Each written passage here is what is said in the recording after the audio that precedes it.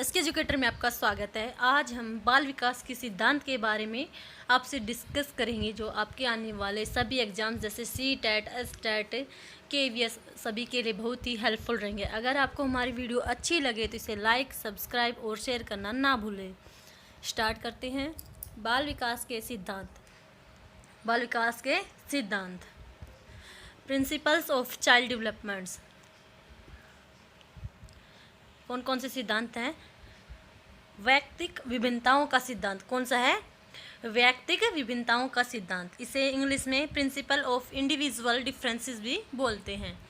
वैयक्तिक विभिन्नताओं में क्या होता है कि इस सिद्धांत के अनुसार बालकों का विकास और वृद्धि उनकी अपनी वैयक्तिकता के अनुसार होती है। बालकों का जो विकास और वृद्धि है उनके अपने अपने अलग अलग व्यक्तित्व के आधार पर होता है और वे अपनी स्वाभाविक गति से वृद्धि और विकास के विभिन्न क्षेत्रों में आगे बढ़ते रहते हैं। इसी कारण उनमें पर्याप्त विभिन्नताएं देखने को मिलती हैं। क्या मिलती हैं? विभिन्न वैयक्तिक विभिन्नता बच्चों में देखने को मिलती है। कोई भी बालक वृद्धि और विकास की दृष्टि से किसी अन्य बालक के समरूप नहीं होता। सभी बच्चे अलग अलग रहते हैं, उनकी अलग अलग क्वालिटी होती है। एक दूसरे से कोई भी बच्चा सेम गुण उनके नहीं होते हैं। नेक्स्ट, विकास की इसी सिद्धांत के कारण कोई बालक अत्यंत मेधावी हो, कोई बालक सामान्य तथा कोई बालक पिछड़ा होता है। जो वैयक्तिक विभिन्नता का है इसमें यही बताते हैं, कोई बच्चा बहुत ही तेज़ क्रिएटिव माइंड मेधावी, कोई जनरल सामान्य होता है और कोई बालक पिछड़ जाता है इस सिद्धांत के कारण। स्किनर ने इसकी डेफिनेशन दी है। स्किनर के अनुसार विकास के स्वरूपों में व्यापक वैयक्तिक विभिन्नताएं होती हैं। क्या होती हैं? वैयक्तिक भिन्नताएं होती हैं।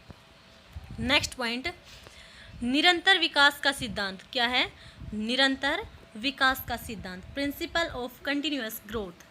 कि निरंतर बच्चे का जो विकास है वो चलता रहता है, इसके बारे में बताएंगे।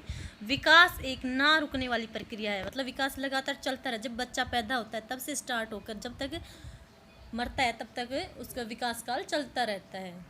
विकास एक ना रुकने वाली प्रक्रिया, ये कभी भी नहीं रुकती है। माँ के गर्भ से ये प्रक्रिया आरंभ होती है और मृत्यु पर्यंत चलती रहती है। माँ के गर्भ से जब बच्चा माँ के गर्भ में आता है तब से ये जो प्रक्रिया चलती है और मृत्यु पर्यंत चलती रहती है। एक छोटे से नगण्य आकार से अपना जीवन प्रारंभ करके हम सबके व्यक्तित्व के सभी पक्षों, शारीरिक, मानसिक, सामाजिक आदि का संपूर्ण विकास इसी निरंतरता के गुण के कारण भली भांति संपन्न होता है। क्या होता है? इसके कारण, निरंतर विकास के कारण जो हमारे सभी पक्ष हैं, शारीरिक, मानसिक और सामाजिक, सभी का संपूर्ण विकास होता है। स्किनर के अनुसार, स्किनर ने इसकी डेफिनेशन क्या दी है निरंतरता के बारे में? विकास प्रक्रियाओं की निरंतरता का सिद्धांत केवल इस तथ्य पर बल देता है कि कोई भी परिवर्तन आकस्मिक नहीं होता। कोई भी जो परिवर्तन वो अचानक नहीं होता, वो लगातार चलता रहता है। नेक्स्ट पॉइंट है विकास क्रम का सिद्धांत। किसका? विकास क्रम का सिद्धांत, प्रिंसिपल ऑफ डेवलपमेंट सीक्वेंस। इसमें बताता है कि जो विकास है वो, यह सिद्धांत बताता है कि विकास की गति एक जैसी ना होने पर, पर्याप्त वैयक्तिक अंतर पाए जाने पर भी विकास क्रम में कुछ एक रूपता के दर्शन होते हैं। जैसे कि अलग अलग व्यक्तित्व होते हैं और उनमें जो विकास है कुछ जगह पर सेम मिलता है। इसी क्रम में एक ही जाति विशेष के सभी सदस्यों में कुछ एक जैसी विशेषताएं देखने को मिलती है। जैसे मनुष्य जाति के सभी बालकों की जो वृद्धि है सिर की ओर प्रारंभ होती है। जो वृद्धि है वो सिर की ओर से स्टार्ट होती है। इसी तरह बालकों के गत्यात्मक और भाषा विकास में भी एक निश्चित प्रतिमान और क्रम के दर्शन किए जा सकते हैं। किसके? जो क्रम होता है, जैसे सिर से पैर की ओर विकास में बताया गया है। नेक्स्ट पॉइंट, सामान्य और विशिष्ट प्रतिक्रियाओं का सिद्धांत। सामान्य और विशिष्ट प्रतिक्रियाओं का सिद्धांत, इसमें क्या बताया गया है? विकास जो है वो सामान्य से विशेष की ओर चलता है। कि सामान्य पहले बच्चा से फिर विशिष्ट चीज़ों को करता है। जैसे बच्चा सबसे पहले किससे सीखता है? हाथ पैरों को उंगलियों को, हाथ पैर को मारना सीखता है, बाद में उंगलियों को करना सीखता है। इस तरह से उसमें बताता है। विकास और वृद्धि की सभी दिशाओं में विशिष्ट क्रियाओं से पहले उनके सामान्य रूप के दर्शन होते हैं। क्या होते हैं? सामान्य रूप के दर्शन होते हैं। जैसे अपने हाथ से कुछ चीज़ पकड़ने से पहले बालक इधर से उधर यूं ही हाथ मारने या फैलाने की चेष्टा करता है। जब छोटा बच्चा होता है तो वह पहले क्या करता है, अपने हाथ पैरों को ऐसे मारता है कोई भी चीज़ पकड़ने के लिए, जब तक कि उसका विशेष सामान्य से जो विशेष का क्रम नहीं होता है। जब विशेष हो जाता है वह उंगलियों से डायरेक्ट हाथ से वो चीज़ पकड़ लेता है। इसी तरह शुरू में एक नवजात शिशु के रोने और चिल्लाने में उसके सभी अंग प्रत्यंग भाग लेते हैं। रोने और चिल्लाने में सारे अंग हैं वो एक्टिव हो जाते हैं, परंतु बाद में वृद्धि और विकास की प्रक्रिया के फलस्वरूप यह क्रिया उसकी आँखों और वाक तंत्र तक सीमित हो जाती है। बाद में जब जैसे जैसे उसका वृद्धि बढ़ता जाता है, उसका जो विकास है शारीरिक मानसिक वो होता जाता है, तब तक उसकी जो आँखों तक जो है वो आँखों तक ही सीमित रह जाती है। जब रोता है तो हाथ पैरों को वो नहीं मारता। नेक्स्ट, भाषा विकास में भी बालक विशेष शब्दों से पहले सामान्य शब्द सीखता है। कोई भी जब बच्चा सीखता है सब पहले सामान्य शब्द सीखता है। पहले वह सभी व्यक्तियों को पापा कहकर ही संबोधित करता है। जो भी आता है आदमी, जो भी मनुष्य उसके पास आता है उसको सभी को वो पापा कहता है। इसके बाद वह केवल अपने पिता को ही पापा कहकर संबोधित करना सीखता है। बाद में उसे पता चल जाता है, सामान्य से जैसे विशिष्ट की ओर जाते हैं उसमें से पता चल जाता है कि यह मेरा पिता है या पापा है। नेक्स्ट पॉइंट, विकास के विभिन्न गति का सिद्धांत, principle of different rate of growth.